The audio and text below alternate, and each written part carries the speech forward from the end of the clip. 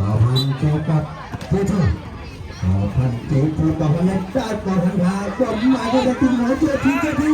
ได้หลังเลย ลุยไปเลยมาตินลุยเลยดูบอลตินดูบอล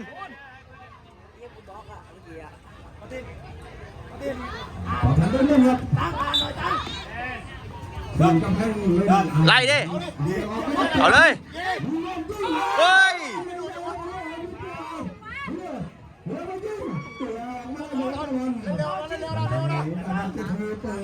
ที่กำลังจะหาบอลมาแล้วจะเป็นของบอลเขาแล้วมันต่อพันเปลี่ยนยิงตัวนี้ก็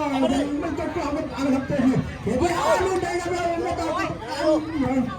ดูอาการของคนนั้นมันเสียก่อนครับผมไม่ได้ตั้งใจเลยครับลื่นตัวนี้เลย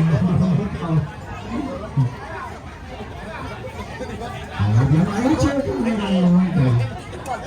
เป็นโดนหัวเลยตกหัวเช็คตัวคนไหลครับ